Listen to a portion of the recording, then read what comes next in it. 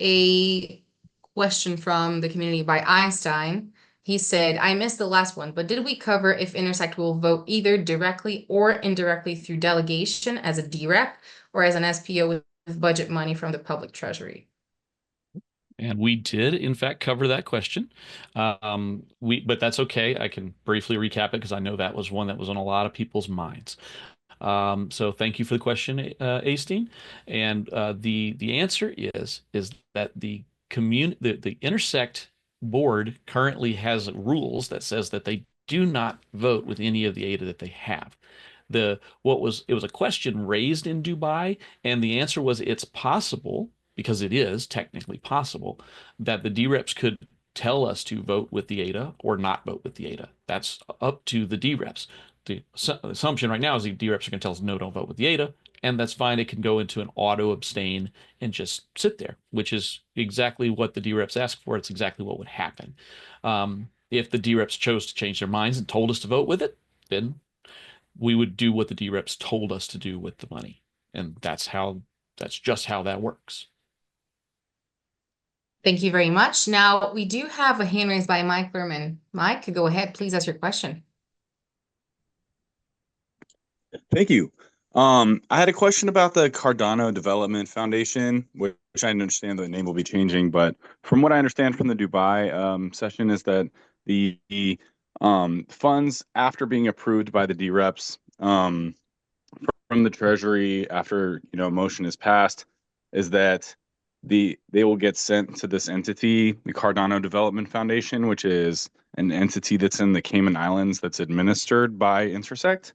And then that's how it'll have a mandate to disperse across to, the recipients of the Treasury funds, correct? So That's I 100% guess my correct. question is, I understand it can kind of be helpful to be somewhat secretive about what that company is to avoid choke point, issues.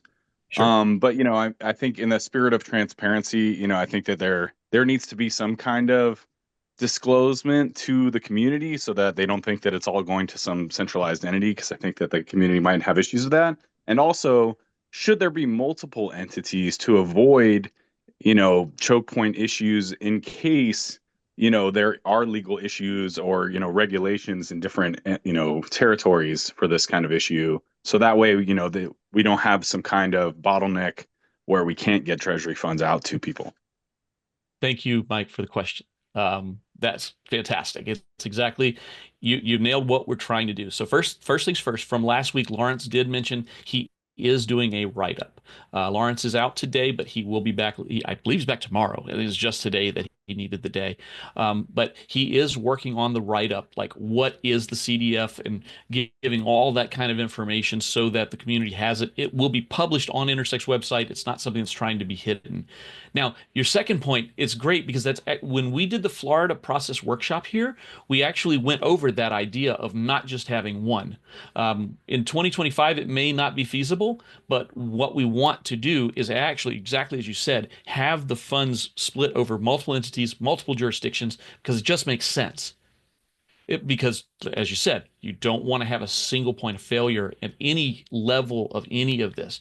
Again, 2025, it may be hard to get to that point, but it's in the plan, it's in the long-term goals of setting this up correctly, that we have multiple entities and even multiple, like there's custodial tools you use for holding that ADA and making sure it's regulatory compliant. Even that, like we want to use different entities that have different custodial tools, so that doesn't even stand as a bottleneck. Everywhere we can, we're looking for 2 or 3 or 4 backups. Thank you. Yeah, that answers my question a lot. I know that there's a lot of questions about transparency on X and all that kind of stuff. So I appreciate the answers on that, and I'm looking forward to seeing that. And yeah, I think I totally agree that I think that multiple entities, once we can get them set up in different territories to comply with regulations, would be the best. So that way we don't have to worry about any issues at all. Right on. Thank you. Thank you again, Mike. Thank you for the questions. Thank you so much, Mike. Now, just before we go to iPhone, by the way, iPhone, I would love to know your name so we can call you directly by your name. We don't know who you are. But before we go to, we do have a community question from the chat by Indulis Pilimons. I think that's your name. They asked, hi, are there any lists of expenses planned, detailed lists of how much for what positions planned to spend? Okay. Thank you. Let's see. The best way to answer that is that yes, there are some lists that are coming together in each of the committees. And so I used this analogy a little earlier today. I was having another call with one of the stake pool operators who had some information. So let me see, let me try this one, see how it works with you guys. I'd love to get feedback on it. When you're doing a budget process, you're actually trying to set out a range of what you expect to spend, not the exact dollar figure, right? So think next year I need to buy a car. So because I need to buy a car, I need to budget between 30 and 50,000 US dollars to buy the car that I'm going to buy. I know roughly what features I want, and then I can say, okay, well, I know I want airbags and I want ventilated seats. I live in Florida, it's hot. I want ventilated seats. So knowing those things, I look for cars that have that meet that 30 to $50,000 range. I don't know exactly what that car is going to cost me until I go and finish buying it, and then go home and go, oh, what did I do? Like that's when I finally know what the car cost. And so we will have an idea because we'll know the range of what it costs. And what these committees have been doing is they've been going to the people who've already been doing this work for Cardano and said, what if you were to deliver this to us, roughly what would it take you to do this? Because companies like this don't give you an exact, they don't tell you it's $5,000 to get this item done. They tell you it's time and materials and we think it's this much time. And so that's how we know the range, within very good reason, what that would be, but not perfect. So, yes, we're going to have that range based on what these companies have provided us. And we're going to be able to display all of that to you guys. But know that that's why that number that we got, that 300 to 500 million, that's the number that came from the treasury experts in Cardano Foundation and in IO. They said the treasury can support that in a year without there being any problems. So now we have a range that's like us knowing our budget for the year maximum, but we don't want to spend all of our money. So how much of that do we want to spend? That's our net change limit. Then we can say, here are the features we want. And then after that, that's when we get to those budget numbers. I hope that helps. I know it's a lot of steps, but I hope that helped. Thank you very much, Lloyd, and thank you so much. I think it's Indulis. Yes, Indulis. Now, iPhone, I don't know your name. Your hand is raised. I would love to know your name so we are able to call you out directly. Philip, is this me? Sorry? Philip DeSera. Oh, Philip. Okay. It's Hey, just because you're on iPhone. No worries. Thank you. Please go ahead. Yep. So this is a question that I've had from a lot of firms. So it seems like there's not a lot of real issue with the amount that's being asked for, or the fact that Intersect is sort of managing this amount. I think the main issue is that they want to make sure that participation in direct governance is not limited just to Intersect. And what this means is, okay, if Intersect creates a large withdrawal, that's fine. But does it exclude other MBOs? Because like in Charles's, public statements, et cetera, he's spoken extensively about how he expects there to be multiple MBOs and Intersect is just one MBO, and multiple managing entities, et cetera. Does Intersect's budget expect to be the entire net change limit, right? Because if Intersect expects to withdraw as the budget the entire net change limit, then no other party can initiate a treasury withdrawal, right? This means Intersect is the only entity capable of interacting with the treasury in on-chain governance, right? And this would sort of be a big shame. And I think the community is not really down with this. But if they withdraw 300 million or 500 million, and the net change limit is higher, and this allows other parties to participate in governance on chain, then I think there's really no issue there, right? That's just governance in action. So yeah, that's sort of the concrete question. Cool. Is Intersect expecting to withdraw the net change limit? Thank you, Phil, for the question. And the answer is unequivocally no. We are not looking to withdraw the entire net change limit. What we've said is that we are looking to set a net change limit that's reasonable for the whole community, and we've laid out a process by which the community can come in no matter what their proposal is, no matter what MBO they are. They can allocate and look for funds for the projects that they want to do. Like, that is the process. We're trying to act only as a facilitator. And actually, one of my own published key objectives, key performance indicators for 2025 is that at no later than 2026, we have at least one more MBO participating in the budget process. We don't know if anybody's ready in 25. We're happy if they are. We'd love to talk to you about it. I've been saying that if anybody else is working on a budget process, please reach out to me. Let's collaborate on what you're working on. Because it's not about me or Intersect or any other part of Intersect having all of the keys to the castle. That was actually the most important thing, is that no one entity has all of the keys to the castle. We want to make it to where there's wide participation. We made it to where the budget committee has no say in any budget on purpose, because our job is just to consolidate the budgets from everybody else to share them all with the DReps. That's our job. And we stop there. And then on the flip side, on the back end, what we do is the auditing process that is coming from third parties. It's not coming from the budget committee, but it's third parties that the budget committee helps to align so that we're all constitutional with our work. So I do understand where the misunderstandings, the opportunities for us to all talk about this together came from. I totally understand it, and I felt bad last weekend whenever I was having to say it over and over again that no, this is not where it's not what we're trying to do at all. Like, I see it, it's not where we're headed, and I'm happy now that I'm starting to see more and more people to come forward with the question, so I can say, no, it's not what we want at all.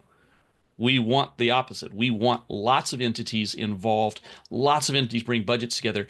We just, as the budget committee, would like to make it easy on the DReps to say, here are the budgets that have been requested. What do you guys think? Where can we work? And that's what these sessions are hoping to start establish. Does that help, Phil? Oops. Yeah, I want to say this is great news. And then, yeah, there's no issues with this at all to me. And I think that most of the community should not then have issues with this, right? Because Intersect then is just one participant in governance, and other entities can also participate in direct governance.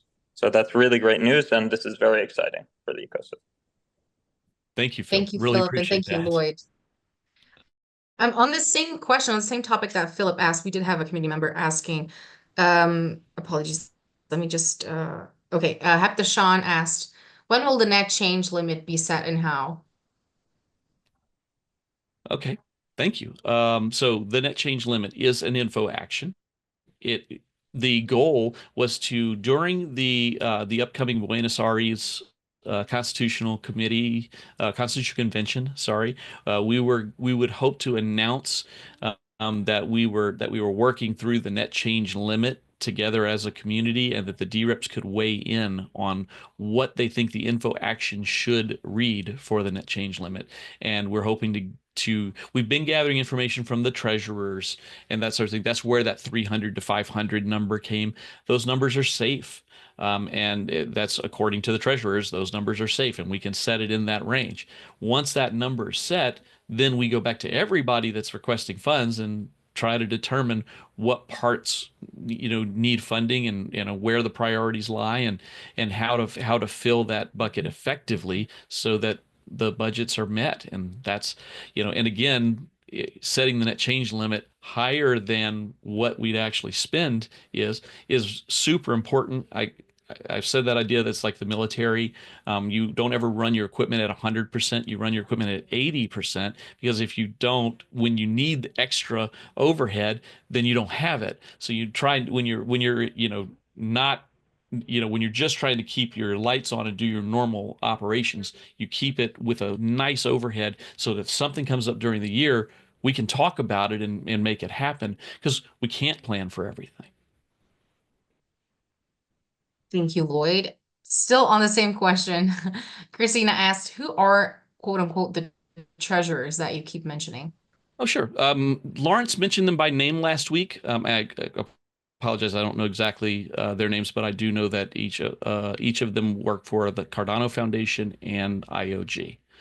They hold that role of monitoring the treasury in those two organizations. So they're the people that have the most knowledge about this, and they are the subject matter experts on whether or not a treasury withdrawal is sustainable by the community. Okay, thank you very much. Now, let's jump onto the raised hands again, and then we'll go back to the chat because we have very exciting questions. Mauro, go ahead, please. Hello, guys. It's me again. How are you? My question is regarding about if there is an amount allocated for governance specifically. For example, how is writing right now the Constitution recognize a DRep compensation? We have an allocated amount for that, or we will wait to set it by protocol? That's one of my questions about the CC, how it's going to be. And yeah, my question is just about that. Thank you so much, Mauro, for the question.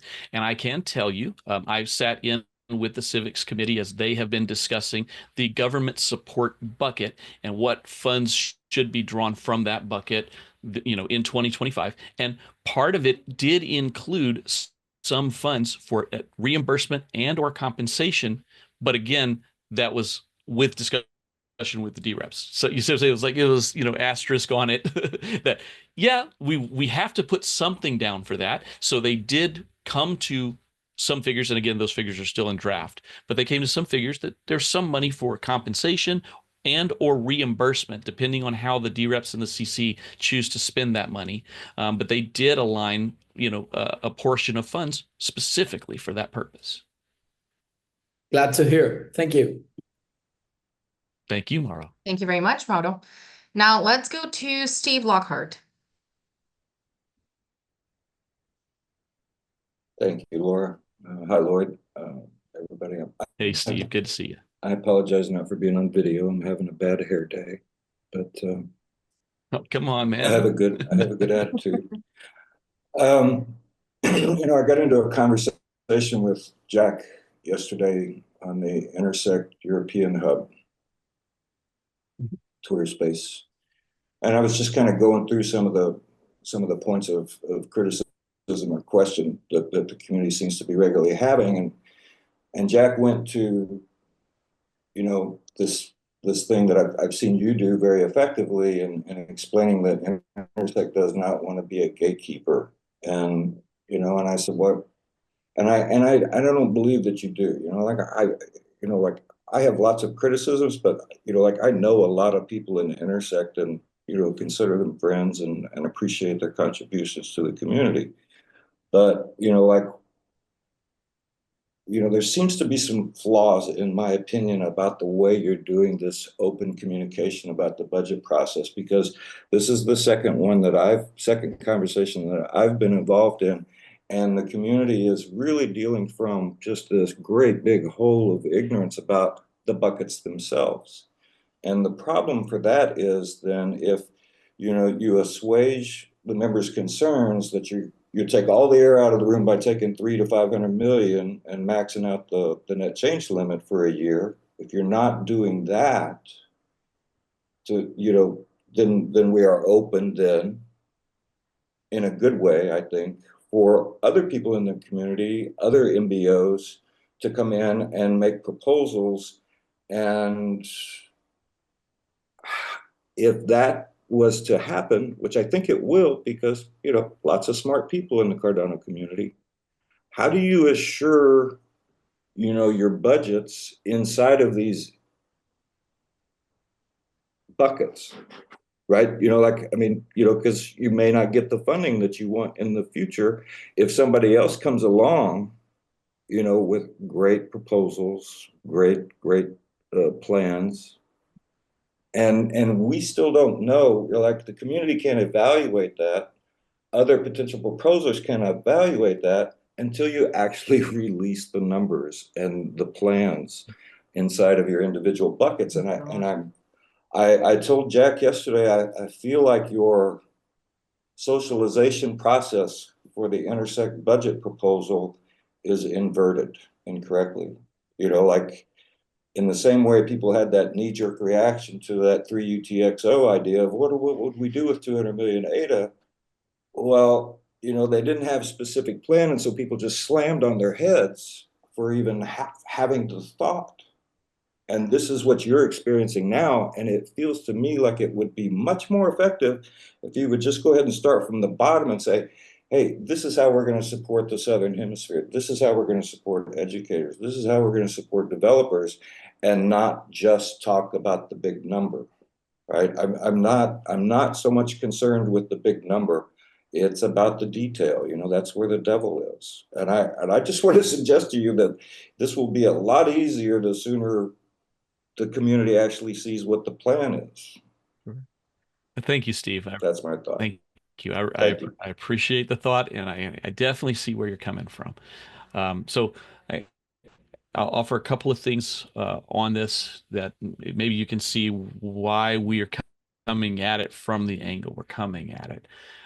So I agree with you that there's lots of smart people in the community who can and should be putting proposals in. I think where the issue lies is that that Cardano Constitution, as of right now, the interim Constitution and the Constitution that's going before the DReps or the delegates in Buenos Aires, says that we have an annual budget process. I go back to Article 3, Section 7 and Section 8. So that information drove us to build a process that would allow everybody to come and present their budgets. There is a take in the community that they would like the idea of just, hey, I've got a great idea and I want to bring it forward right now and I want to get paid right now for that idea. And I can understand the desire for that, but when you feed that into the long-term growth of Cardano and what it would mean for the DReps and what it would mean for all of us who have to participate in governance, that's a very dangerous thing. We actually proved how dangerous it is when they were doing some stuff in SanchoNet. They were trying to prove something else, but it also proved this, that if you have an overwhelming number or an overwhelming list of priorities that pop up, then DReps say, oh, well, that's great, I'd vote for that, and that's great, and I'd vote for that, and that's great, I'd vote for that, and pretty soon we've drained the whole treasury because we didn't, or we've drained the net change limit, as you said there, and we can't fund the priorities that the DReps gave us earlier in the year. So the idea of having an annual budget and having it be a process, Section 7 says we have offline processes that we have to follow. We're offering an offline process that we all should be following. And if anyone is building another offline process for the budget, let's talk about it. Let's figure out how we interact and how we work together to give a single annual budget to the DReps so they can vote on it. So it includes all of the priorities that are coming from the community. It's the idea of a budget season, so that when we are all thinking about budget, we are all focused on thinking about budget. And then we live with that budget choice for a year with some room in there at the top. That's something emergent that happens. We can deal with it. And then we're only dealing with budget process during the one part of the year. And the emergent thing does come up. We aren't going, oh, well, I've got these 17 other things that I've got to try to deal with before I can get to that action item, even though that action item is the most emergent thing and needs to be dealt with now, right? We can actually give ourselves a reasonable amount of room to make good quality decisions as a community, rather than just being wide open with being able to take funds at any time during the year, because right now I came up with this great idea and we should fund it right now. Well, here's the process for next year's bucket allocations that you can go ahead and put a bucket in place if you were an MBO, Or here's where or once the buckets are aligned for next year, here's all the buckets and here's all the different MBOs and committees and things that you can go to with your great idea that you can get it done in the next year. And that gives us all room to breathe, room to grow as a community, and avoids exactly the situation you're talking about where, oh man, we had all this money in the treasury for all of this great development, core development that needed to be done. And now we don't have it because the DReps also approved this other thing and also approved this other thing and also approved this other thing. And now there's no money left. And that's actually the situation we're trying to avoid by offering an annual budget process, not an annual budget, but an annual budget process for everyone to participate in. Yeah. We hope that So- answers your question, Steve. And it still feels unsatisfactory to me, but I don't know. I'll refrain from commenting further. I'll happily have more talks with you, Steve. I'll have, if you'd like a one-on-one session also, I'm happy to go into detail. I want to hear your concerns and I want to address them any way I can. And also I want your concerns to help us address the larger process for everybody so that we all can work together. Well, to move forward. and I don't, it sounds harsh what I think, but like it still sounds like gatekeeping because it sounds like, hey, we're trying to do this as an annual thing and come to us with your ideas, and then that still sounds like gatekeeping to me, and I think it's a really fine line you're walking there, and I don't know how you can avoid that if we can't look at the budget, and I that's really tough. That's really tough. Well, happily next week on the 17th or 19th, it's early next week, whichever day that was. I think it's the 17th of next week. We have one day next week. The first one that's aligned is the one that the committees are bringing forth everything that they have up to this point, so that the DReps can discuss it, because that is the work that's been ongoing this whole time. Is for them to build that, but they're also the call is still out. If you've got a bucket, if you've got an MBO, if you've got whatever you've got, bring it forward. Let's all talk together. Let's have that next week, and it be presented next week as something the DReps can look at. Thank you, Steve, and thank you, Lloyd. Now, Adam, just before we go to you, we have a few chat questions. First question, Lloyd, is I don't remember exactly who asked it because I was just copying and putting on my little note tab. They asked, currently there are 5 defined buckets for the 2025 budget. In my honest opinion, one bucket that is missing is for tools and infrastructure to support projects which keep Cardano currently running. Since community grants is for catalysts and thus for startups and for ideation, where would requests from tools and infrastructure fit currently? Is it too late to suggest adding another such bucket, sorry. Thank you, Laura. I think that there's a couple of places that tools are already fit in the current bucket. And first, I will say thank you. And I do agree. I think a tools bucket is a great idea. The 5 bucket idea for this year was the best of the worst. It was that we had very little time to have bucket allocation. That was supposed to have happened much earlier in the year. And if we had been able to start this year's bucket allocation process sooner, we would have been able to align on better on what the buckets should be.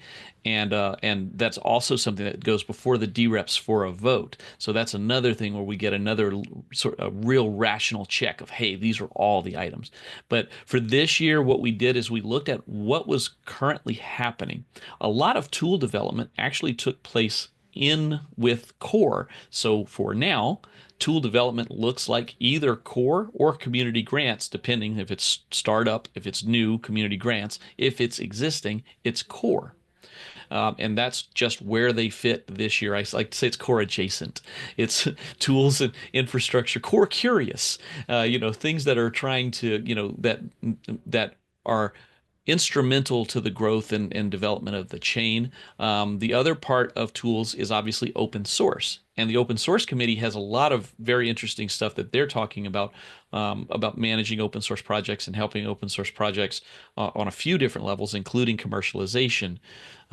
So there's several places where if you're a tool developer, that it actually makes a lot of sense for you to, to put forward an idea that you would like to see funded. Thank you, Lloyd.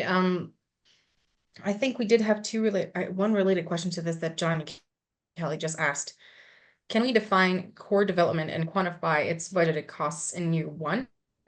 If the worry is that this core development work may not get approved due to a flood of other projects getting approved first, to my mind, this would require actual figures or allocation requirements to be published ASAP to avoid other projects taking priority. Thank you. And yes, that's actually why we've asked them to, as fast as possible, put everything together. We're asking them to have as much possible together for next week so that they can show what it is that they intend to develop, so that we can start getting that idea. And quite frankly, I've seen a lot of work go into it. I haven't been able to follow everything that TSC does because I just can't. It's, as one, I think we're all kind of grappling with, none of us can be in everything. We all have to kind of pick and choose where we can be. And since I've been so in depth in the budget process, I've only gotten bits and pieces from TSC. And I see Lorenzo here, and Kyle was here yesterday from product. I know they're working on their whole area as well. So there's lots of good work happening in all of these different areas. And so we have to get this word out. These are the things that we intend to develop, and this is what it would take to develop these things. And so we do need to know those things, and we do need to know them ASAP, because once the DReps see those things, plus see the other ideas that are out there, plus see what we can pull from the treasury, and then what we maybe go to what we should pull from the treasury, then we start to get an alignment on what we can do this year, what fits within our means for this year. And that's where this process gets us there. So nobody has all the answers right now, but I'm hoping over the next couple of weeks, we get a lot closer to what those answers look like. Thank you so much. Just a second question, Adam, and then we'll go to you. Sorry. I know you want to ask. I can see it. Second question is, Lloyd. I don't remember exactly once again, I don't remember who asked because I was just copying and pasting into my notes. But the question is, so anyone who wants to have treasury funds anytime in 2025 will have to go through the Intersect committees now. Will DReps have the possibility to vote on chain for and against individual projects within that budget? So maybe separate aspects of the budget instead of the whole thing? Or is that planned to be only done inside of Intersect, so without full participation of the Cardano community before the final budget is proposed as one big blob on chain? Okay, thank you for the question. And so the proposal is, as Intersect has it laid out, is that we follow Article 3, Section 7, and we have off-chain processes that the community is required to participate in. That is Article 3, Section 7. This is one of those off-chain processes that the community participates in. Governance actions are needfully expensive, they are needfully concise, and they should be after an off-chain collaboration, which is how this is designed. So this process now leads us to a unified on-chain action that you still have the right to vote for or against as a DRep. So there's nothing stopping anyone. This is why we're having these open calls that everybody's available to participate in, and that we're pushing out to the to the edges. I'm making sure we have weekend calls. I'm making sure we have evening calls. I'm making sure we have calls in every time that we possibly can. We're using Zoom. There's some feature in Zoom that we're trying to turn on that would allow translation. So we're trying to use translation. We're trying to reach everybody in every meaningful way we can to say, please come and participate, so that 2025's budget is as open and and unified a process as we can during our first year. And then as soon as we're in 2025, let's start working on 2026's budget. And let's improve the process on the lessons that we're learning right now so that we get better and better and better year after year. Hope that helps. Thank you very much. Now, Adam, finally, go ahead. All right, yeah, I might pontificate a little bit here because, as Lloyd mentioned, we need off-chain processes, and the Constitution, as currently written, is woefully inadequate at protecting and specifying how the budget process should work. So most likely later today, there will be a new proposed CIP from myself, actually specifying very clear guardrails and rules that any proposed budget must follow. And thank you, Christina. I saw that you mentioned the portion of the guardrails in the chat that specifically has to do with the budget and some specific points. One, there's no mandate in the Constitution that there's only a single budget. There can be multiples. The only actual requirement, if you read the Constitution clearly, is that at least yearly, we can do it more frequently, but at least yearly, we must set a budget for core development and future feature work. That has nothing to do with events. It has nothing to do with marketing. It has nothing to do with research necessarily. And then, yeah, there's very few guardrails in terms of ensuring that one entity does not control the entire process and become a gatekeeper, right? We should probably define that for ourselves as a community. And so hopefully we'll get a lot of participation in these processes as well. But that actually brings me back to another point and kind of a question for Lloyd, since you've been the closest to this. We do specify that there should be a net change limit for the treasury, but we actually do not clearly define that there should be a net change period. So right now we're all assuming that that is a year because that's just common sense, right? And the only thing common about common sense is how uncommon it is, right? So and why are these not, why are these going to be specified via info action, which is not clearly defined in the Constitution? So do you get to make up the rules of how that info action gets ratified or not, rather than being actual on-chain parameters? We have an upcoming hard fork. It doesn't seem like this should be too hard to add 2 new protocol parameters to the ledger in version 10.2 to actually have net change limit and net change period be on-chain protocol parameters that can be changed pursuant to guardrails and pursuant to the protocol parameter committee that already exist. It seems like everything we're doing here in a lot of ways is end running around all of the formal verifiable on-chain governance, and I don't understand why.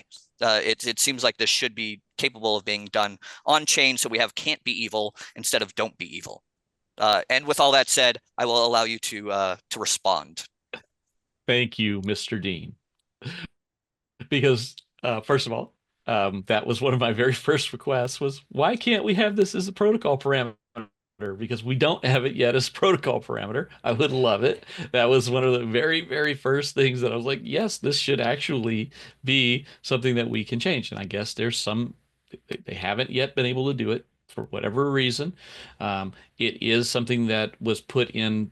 We have this, that you know this, Adam, we have this idea of constitutional debt, right? These things that we still need to put in place. So in the interim, if you actually look at the interim guardrails, it actually tells you that the net change limit has a period in it. So it's amount of ADA in a period. So it's a single info action, has to be greater than 50%, has to be a majority.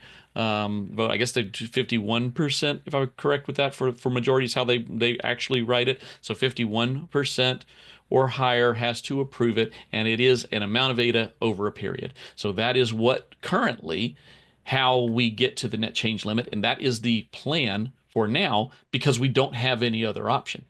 I'd be happy if we raised it and were able to somehow get the net change limit as protocol parameters. I've asked for it, but I've been told that it's not possible at this time, that it will have to happen later. So the people that know that part of things better than me have told me that, so I can only go off of what I've been told. But yes, I completely agree with you. I think that should be a parameter that we change. And by the way, I love the social SIP process. I think it's amazing. I had every intention of going ahead as soon as I know the process is right. I have every intention of was writing a CPS myself. That would be that Cardano needs a annual budget process so that we can have the conversation, because I do firmly believe in an annual budget process and the value and benefit to it, and I'd like to have the discussion in public and make sure that we move through the discussion and through all of the necessary things. I wish we'd had more time before now to do this. Several people here know and were there in London when we raised our hands in the London process workshop and we said, let's do these processes now in January. And it was June before any of us got to start meaningfully working on this. So we did lose 6 months, and it sucks. But we now have 2025 right up on us, and we have to do something. So I'm trying to do the minimum that will keep everything moving forward. And I know that's really what everybody's looking at, is what's the minimum to move forward into 25 and just do way better, way more in 26, because we'll have the time to do it. May I jump in real quick? Sorry to buck the line. I just want to say that I really appreciate you guys both working together on this to make sure that we have guardrails we need and the process we need. I appreciate what both of you do so much in terms of working for the community. And like Lloyd, as an Intersect employee, like to put in this amount of work for the process is so necessary. And Adam, as a community hellraiser and also an Intersect contributor, you know, it is remarkable what we get done when we come across it from this approach. I want to make sure that we don't lose sight of the fact that there's, like, you know, two separate threads here, right? We've got the budget that we're working on right now, and we also have the process of what can and will be continuously improved upon, and both of them need to be addressed, right? And both of them need to be make sure that we have it right for the short term and the long term. So yeah, thank you. Thank you, Adam. I was sandwiched between two Adams for a minute there. I don't know if everybody saw that, but I was in the Adam bread on either side of the Lloyd sandwich there. It was it's always nice to see Mr. Rush and Mr. Dean on the call. Thank you so much, Adam. Both Adams, actually. I was just baffled right now because I realized you went to. Thank you, guys, and thank you, Lloyd. Now let's go to Piz, who has his hand raised. And after Piz, we're going to have hang on. 1, 2, 3, 4 community questions, and then we're going to wrap up the session to try and keep closer to 1 hour instead of 2 hours like it was before. But I'm glad that we're going to be able to answer all chat and voice questions today. Piz, please go ahead. How are you? I'm fine. Do you hear me well? Yes. Yes, we do. Loud and clear. Thanks for organizing this AMA session. So I would love to ask that question to an IOG representative directly, but not sure there is one here, so I'm asking it here. It's maybe a continuation of John Kelly question. So it's a multi-part question, but really it's the same question, just in split in different aspects. So do you know how and when will IOG publicly announce their part of the budget? Could it be split into keeping the light and new projects? And especially since keeping the light on the IOG core projects is probably the most important aspect, could it be done first with an independent treasury withdrawal aside from the rest? Oh, okay. Thank you. That's okay. So first thing is IO is its own company, right? So it really is up to them to respond to what the TSC is deciding, because they're still in the process of deciding, but is deciding that will be those elements that need to be developed this year coming up. So IO, and there's several others. I want to say the number keeps growing. It's like up to like 40 companies now that one way or another are doing something in development with IO at this point. So there's this pretty wide swath of companies that want to take on one element or another of this core development during the year. So this is why next week, when we have that first session next week, We're going to start seeing what the committees want to accomplish. And that's where you're going to be like, okay, well, as a DRep, do we really want this? And do we really need that? And that will be core development. It will also include other things, things like a summit. Are we going to do a summit next year? Those are all open questions that we have to decide as a community. And so these things will be there. And you can, as DReps, you need to weigh in. You need to be like, hey, here's this element that we think we think these elements are important for core.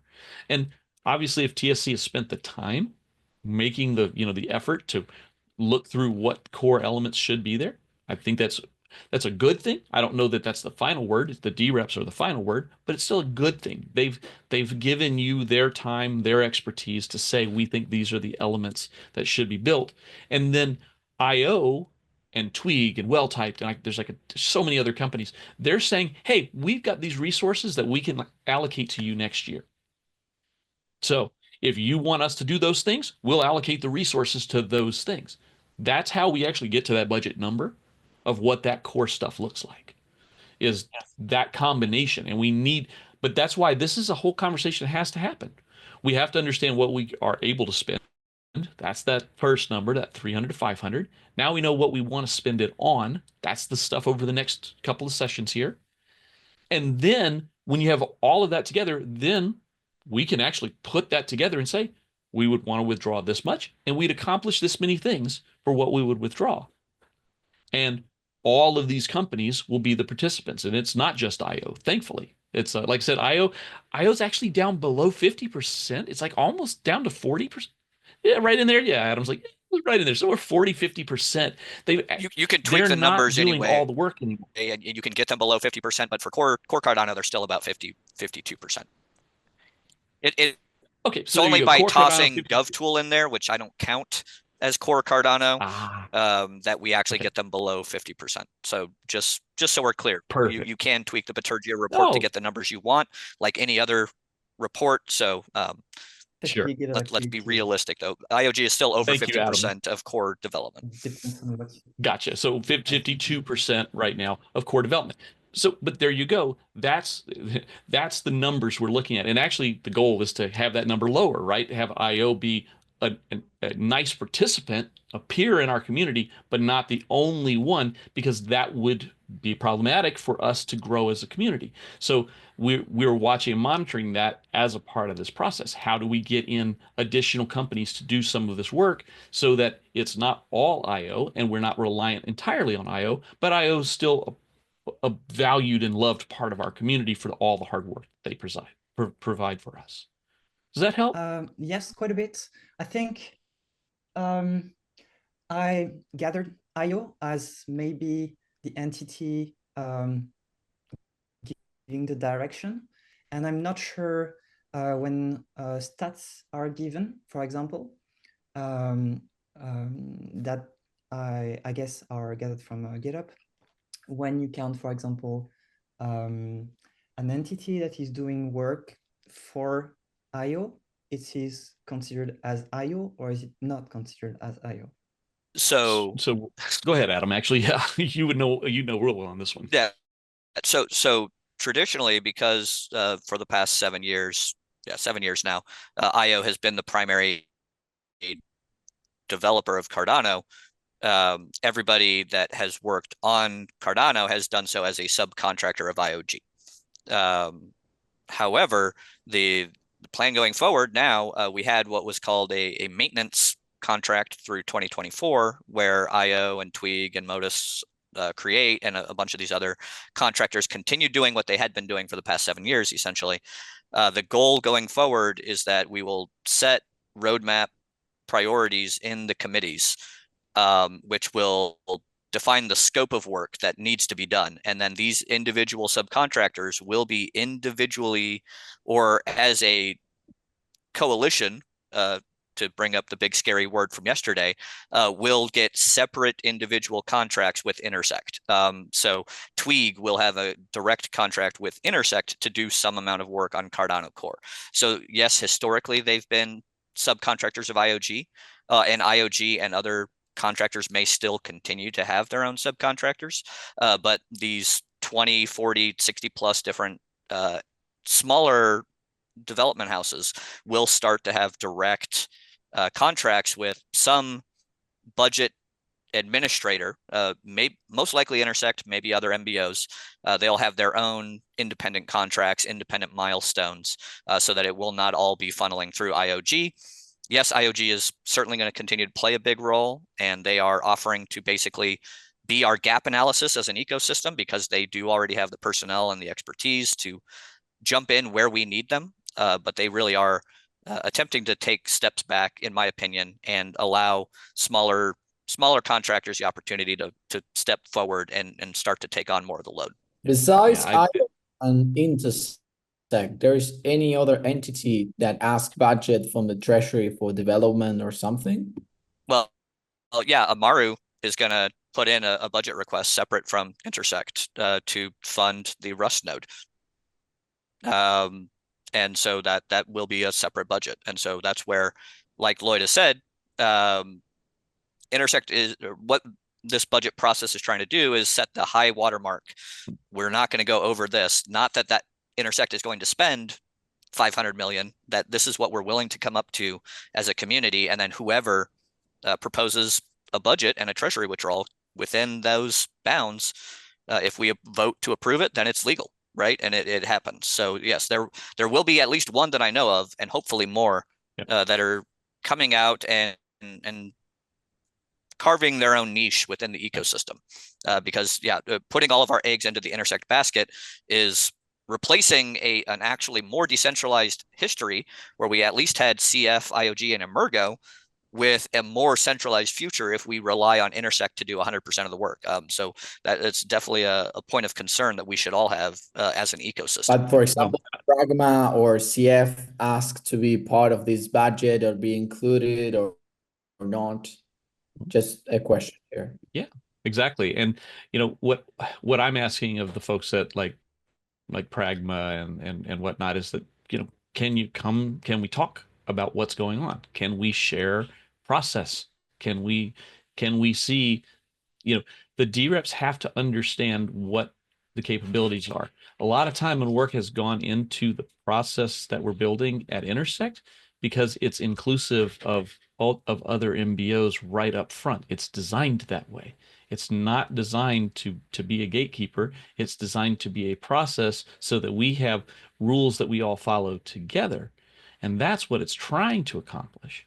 And that's also why, again, there's one of my personal KPIs that I put into the budget process whenever I was participating from my side was that we have additional MBOs that are making requests and have budgets allocated to them, and either have their own audit process set up or perhaps even use the Intersect audit process if they'd like to. But the audit process is super important. There's a lot of constitutionality that has to go into this. And if we can agree on a process where we have an annual budget, but that has multiple MBOs making requests, this is Cardano's budget. And that's where it's like, I don't know where it's not a hostility, just like whatever with Intersect, where there's people that are just like, no, I don't want anything to do with Intersect. I'm like, oh, okay, well, that's cool. You don't have to. But it was given to the community as the place for us to gather. It's super decentralized. It's, it can be more decentralized, and I think it should, but it's open that any community member can join, any community member can vote, any community member can get on a committee, and and on working groups and on special interest groups and all these other things. Like, it's there. It's ours as the Cardano community to make what we want of it. So let's make something really beneficial and useful. That's not a gatekeeper, but that's an efficiency point that we all work together in, and that we all work, we work on driving its direction, because that's what it's been up to this point, is members are driving its direction. I want more members driving its direction, not less.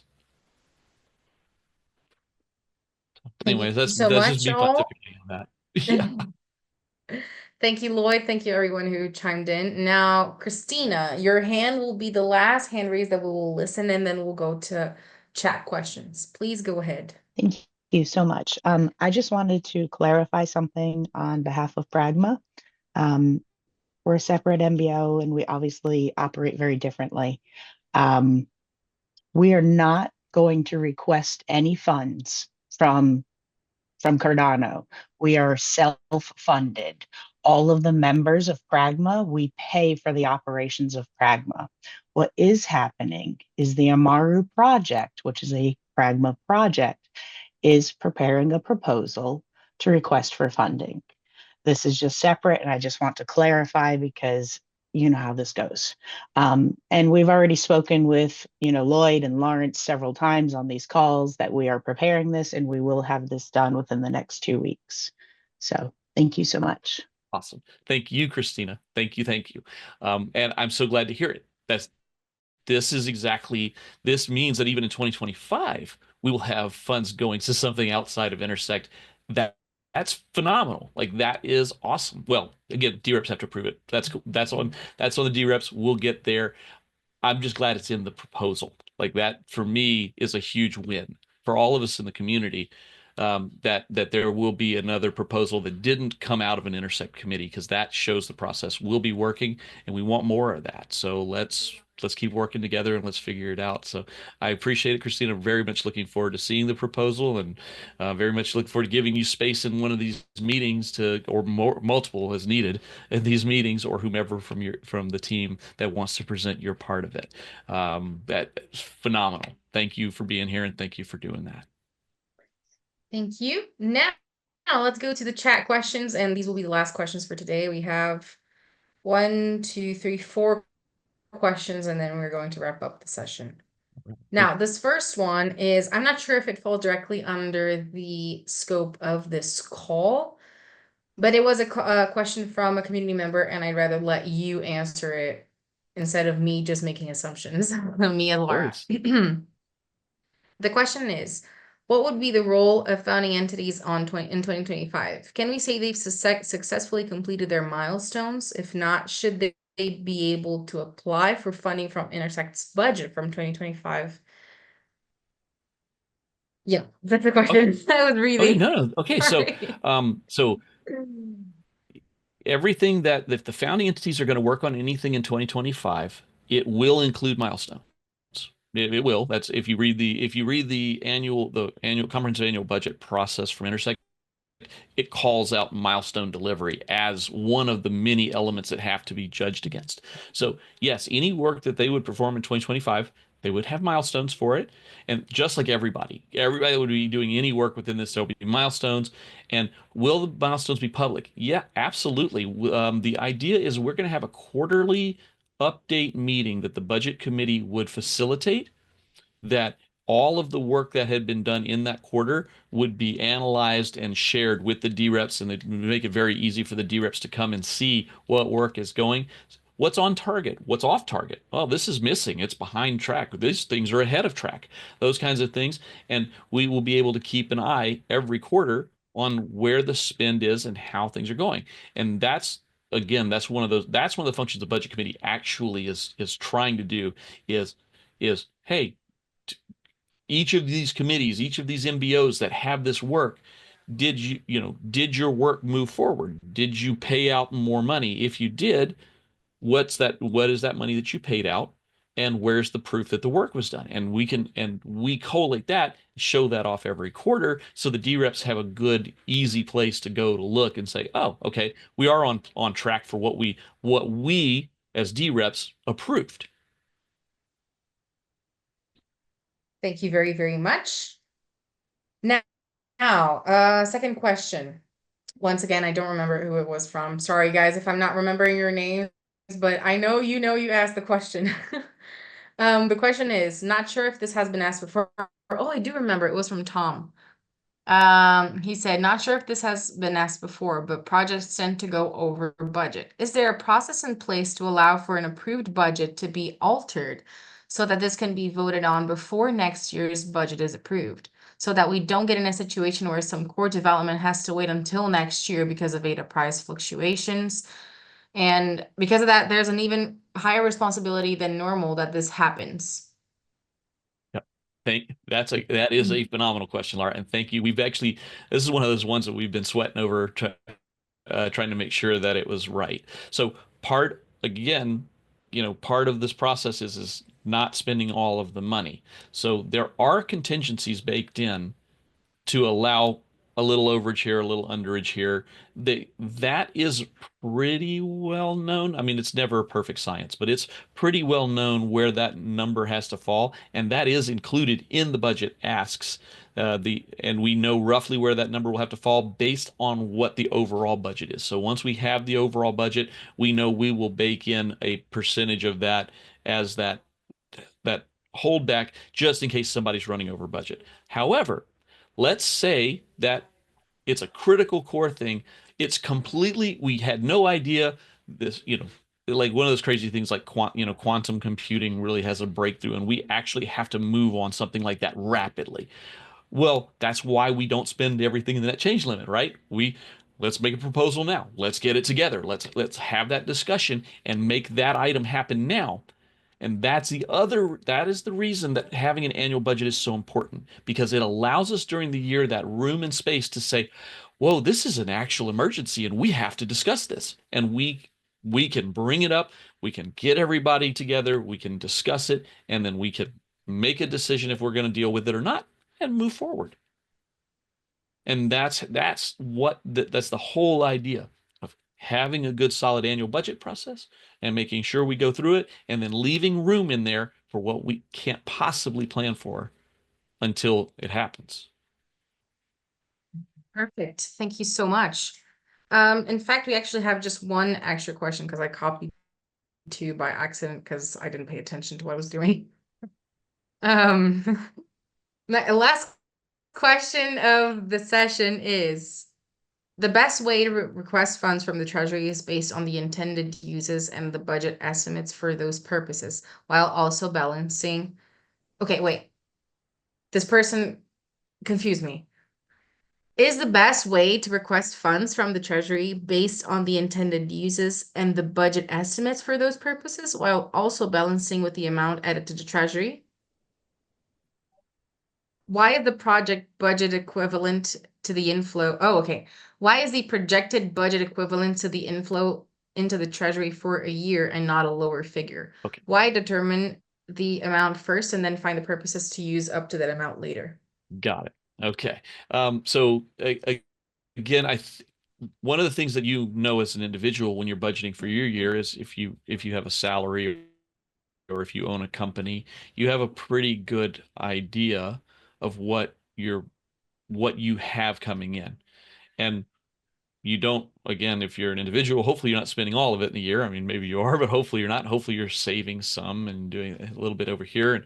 But knowing that number is one of the most important elements of budgeting. If you don't, like, if I make $50,000 a year, then that $50,000 a year has to last me the year, and I can do certain things during the year that I need to. If I need to save a little bit here, I can. If I need to spend a little bit more over here, I can. But if I don't know that number, then I can't possibly plan. So the reason we share the numbers that we've shared is because that's what the Treasury experts said. This is what we can spend. And we know, like, I guess the number for 2024 is going to be somewhere around 335. That's just where it's going to fall based on, and they have a pretty good idea of that.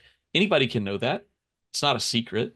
It's wide open public knowledge. So we want to make sure that everybody that doesn't necessarily have access to a DB Sync server and can run the math on that knows roughly what the spend is. So everybody's on equal footing. So we know what comes into the Treasury every year. And then we make our decisions based on that. Perfect. Thank you so, so much.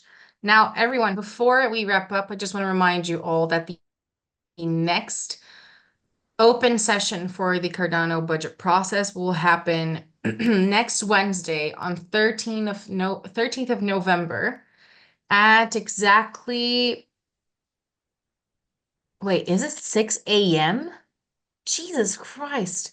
Okay, I'll find that out later. It's probably right. It probably is right. Oh my We goodness are gracious. spreading these Okay. out over different time zones. We are spreading these out over different days. We are trying to meet the community where the community is. That is why we're doing it. And yes, I've got some very early mornings. I've got some very late nights. I've got some long weekends. It's okay. That's what we're here for. We're trying to meet everybody where they're at and give everybody the opportunity to give their participation and share their knowledge in this process. Lovely. That was a lot better than I expected it to be. But for everyone, remember, it's on the 13th of November. I am pasting the registration link for that session in the chat right now. Make sure you register and participate, depending, of course, if you want to if you want to attend. Exactly, Steve. Learning my job requirements, working from 5 a.m. until 9 p.m. every day. Just kidding. Thank you everyone for coming, for asking questions. I'm very, very happy that we were able to answer every single question that was asked here today. We had a number of around 60 listeners, plus Lloyd and I, so I'm very happy about that. Have a great rest of your week, everyone. Have a great weekend ahead of you as well. Thank you for coming, and we will see you in the next one. Bye, everyone. Thank you so much.